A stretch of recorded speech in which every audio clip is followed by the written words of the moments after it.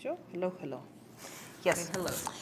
So, Eda, looking back at your teaching career before AGU, what teaching materials have you used?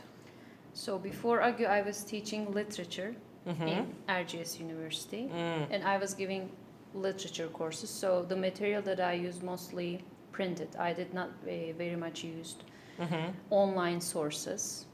Most of the time, I gave poetry courses, and Interesting. yeah, that's why we generally had maybe booklets, some notes for the course, or the poetry books themselves. So we just keep the track this way. And sometimes when it is hard for me to just read the poem, maybe such as I was teaching romantic literature, and there was a poet, Robert Burns. He was writing in Scottish dialect, so his poems were hard to just read and pronounce. That's why, yeah, I used some sources, online sources, Audio, yeah, you audios. mean? Yeah, sometimes I used YouTube videos, and other than that, I just used them. Okay, but you chose, yeah? Yeah, I What- chose. I was choosing. Did RGS University provide you with something? With some cool material? A book. They just provided, they just gave us a book. But most of the time, I just, I was the one who decided. Why? Why did you do so? Because sometimes I just want to focus on one poet more than the others, and just go on this way. And they let us do it. So you can choose the most important ones, or the ones that you favor the most. You can choose and teach them. And students, they also need to study at home, so they can just search for other poets, and they can come and ask you. You may have a discussion about them, and so on. So I was the one who decided Okay. to choose a material and use it as Okay. I wish. Now let's talk about AGU. So, what would you think of using commercially available course books at AGU preparatory program? So commercially available course books, the Just- things that the universities publish, like No, something that if we buy, for example, some Yeah. course books by Cambridge University and use them here, like New English File or Cutting Edge. So, yeah, what do you think? I think it will be more useful, because this way we have to spend time collecting the material, arranging it, and we don't have any test groups, so we cannot be sure if they are like level appropriate. That's why I think printed, ready, and commercially available course books are, yeah, they are better. Yeah, and also it means that students will have to buy them. Yeah, so commercially available. Yeah, it's the only disadvantage, I think. Other than that, there are lots of advantages. But do you know how much are the course books? So when I was a student at a prep school, we had to pay like a lot of money. It was very expensive. So I don't know how we can just solve this problem of, financial problem, but maybe the school can pay some parts, some portion of these textbooks. I don't know, but the financial point, it's the biggest problem, because considering Turkey's economy now, euro, dollar, they are just raising up and up. So And if we have skill-focused program, yeah, it means that we would need a course book actually for every skill. Yeah. yeah, maybe not for every skill, but for maybe grammar. Grammar is very essential, that we need to have a grammar book, because the sources that we have now, they lack many things, and we cannot just provide students with enough examples. We cannot help them work efficiently. That's why I think we need to have, at least for grammar, At least for grammar. yeah, Okay. commercially available course books. So let's discuss this a little bit more details. So if we use commercially available course books, how may they affect us instructors in terms of time management?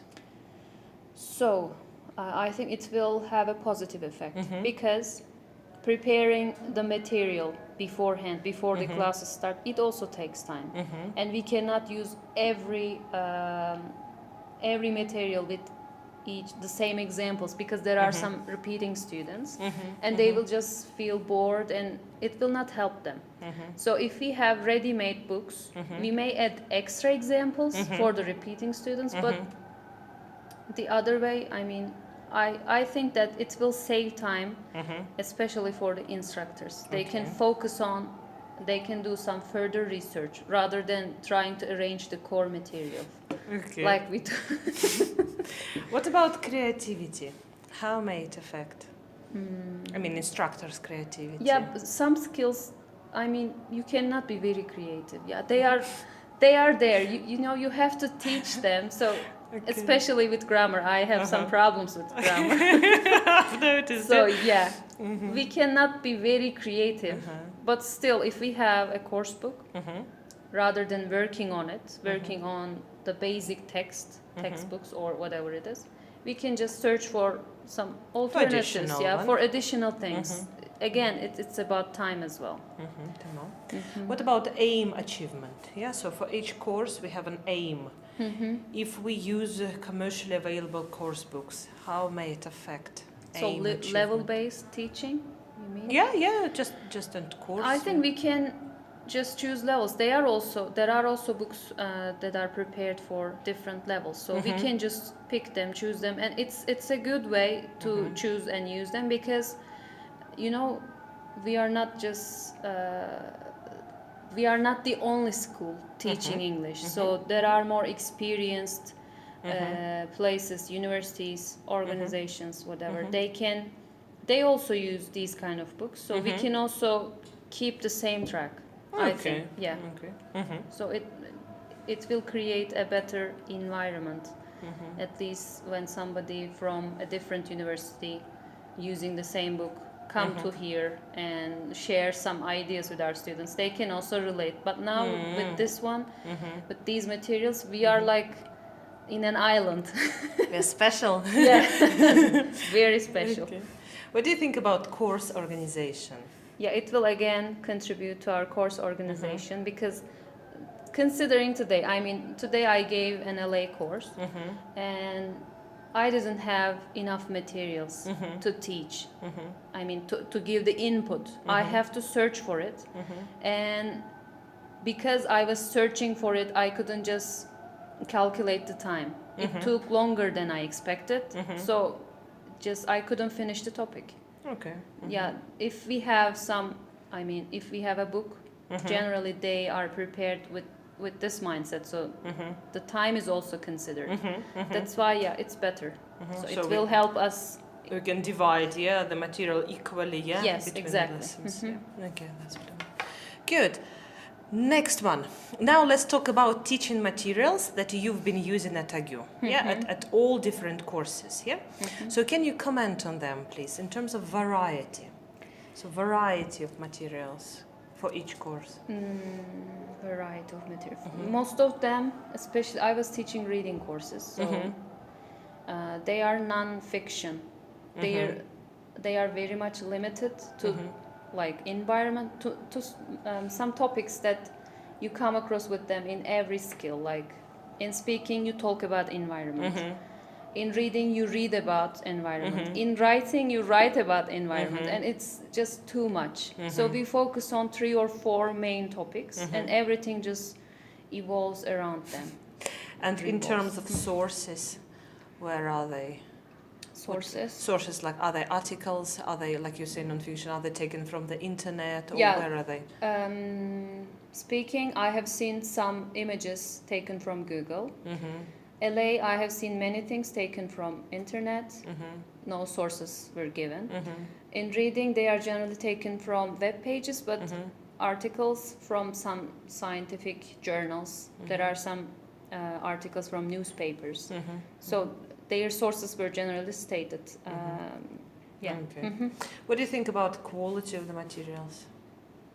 Yeah, in reading, I have been teaching reading 3 for like 6 months, 7 months. Okay. Since the day I came here, I've been teaching reading 3, and the quality, the questions are not very appropriate. So you have to have, I mean, how can I explain it? They are prepared by somebody, and you have to have the mindset or the mindset of that person. You cannot read it with your own lenses. You have to have the lenses of that person, because you just cannot really understand the question. They have a certain type. I mean, they are not standard questions. Okay. They are from the filters of one or two people who created yeah them, that's why you have to students, they just get used to seeing these questions. They do not learn, they just get used to seeing these questions, the type of questions. That's why they pass the class. Mostly they read the text, they find it, even though it's like there are heavy words, technical words, they just arrange, I mean, they just learn it using their dictionaries. They just find the meanings. But with questions, a different perspective. They need to have a different perspective, and it is not very helping. What about other courses like LA? Like, I understand that quality is quite a general thing, but like in general, when you see the materials. Okay, listening, such as in listening exams. The questions in monologue and dialogue parts, they are fixed. You can find them everywhere, so they are very close to the standard. Open-ended questions, the same thing. Maybe with lectures, there are some very hard, tough questions. Students have to pay a lot of attention to the audio. Maybe they miss it. They just think, okay, this is trivial. I don't need to just hear it, blah, blah. But LA fixed questions. Sometimes, we see questions that we did not give the input before. So there is this problem with LA. I'm just complaining about LA all the time. No, it's okay. What can you say about user friendliness of materials? In terms of just students? See, for you. Okay. Can you read them easily? Can you operate them easily, navigate through them? Yeah, they are user friendly in a way. Not the best ones. Sometimes we need to have more input. We are given the material and we don't know how to operate. We don't know what to do with it. With reading, we need many input. I think more input than the things that we have now, because we are just given the genre, and we need to teach it. But how? So we need to have maybe slideshows, maybe some other instructions for instructors, teachers, because not in all the folders we have them. Good. Yeah. Have you developed or adapted any materials while working here? Yeah, I just developed some materials for the course World Around Us. Did you the enjoy course this? that I hate the most. Did you enjoy this process?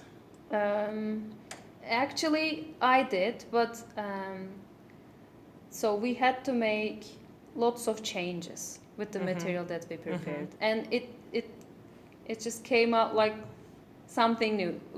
The thing that we created with Rana together, it became something else in the end because of all the, let's say, intervention. So you need to change this, you need to put this. So still I liked to develop new materials. And other than that, I just used Kahoot and Quizlet most of the time. I created quizzes, I created some games for the students. And they really liked it, and they really learned new words, the vocabulary. In the course page, on the course page, there is this folder, vocabulary to be learned, and I used all the vocabulary, all the corpus there. So in a more, let's say, entertaining way. That's why they loved it better than the other document that we prepared. So they preferred Quizlet and Kahoot to other things. And in general, what do you think? What requirements teacher-produced materials should meet? Considering World Around Us, it's not a big deal. Like, it's just an extra course, an elective. However, the other courses, such as listening or maybe we can say reading. Let's say reading. Yeah, reading. So if you create your own material, your own lesson, what are your requirements for yourself? So what should your material look like, or be about? Or It has to be level appropriate, and Okay. it is very hard to just decide because, yeah, we need to test it before we just present it to the students, and we don't have this chance. So creating the material is a good thing, but it has like many drawbacks in terms of its how can I say? So I just cannot be sure if I really test, if I really see the students' real performance with these questions, if I just can really evaluate them or not. That's why we have to have a standard. And while you are individually developing the materials, it's very hard to just catch. Okay. And what do you think about digital teaching materials? Because here we use Schoology, and all our materials actually are digital. Yeah, it's then we decide whether to print them or not. So what do you think? Digital? In my classes, I just prefer booklets.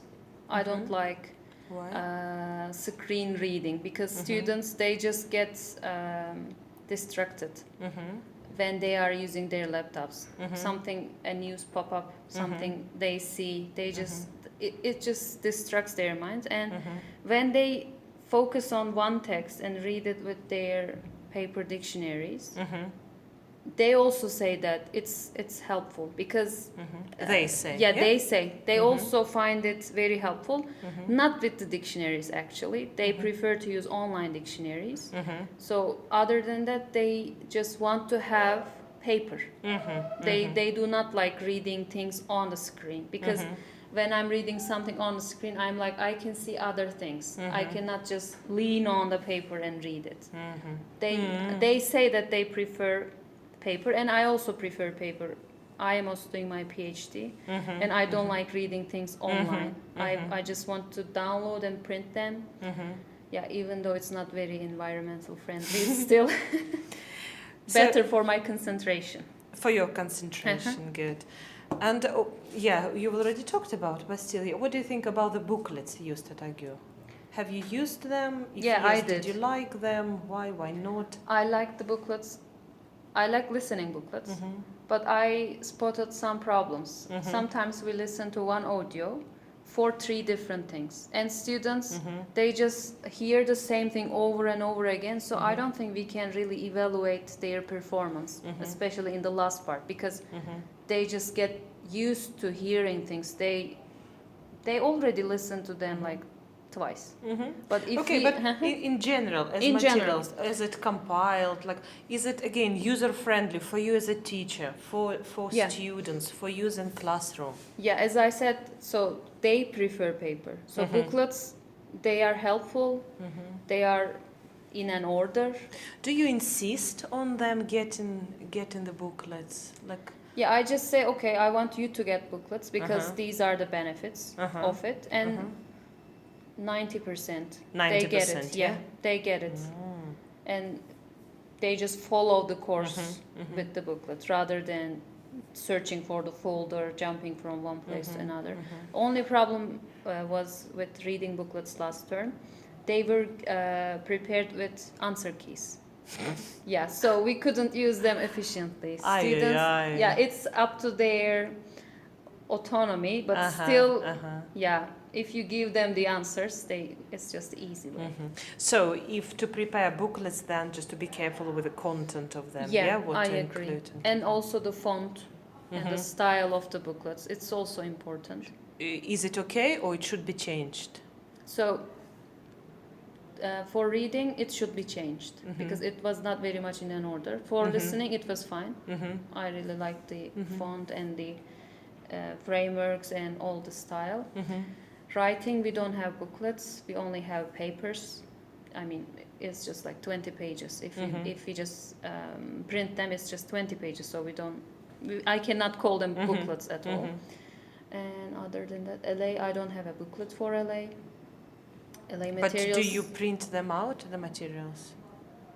No, For LA, for LA because there are some problems with the materials. I try to use Grammarway book to just lead the classes sometimes, but mostly I don't print them. I just work on the board, writing myself. But if there is a booklet available, you would rather use Yes, it? yeah. I would prefer. Okay. Thank you very much, Eda, for your You're welcome. valuable contribution.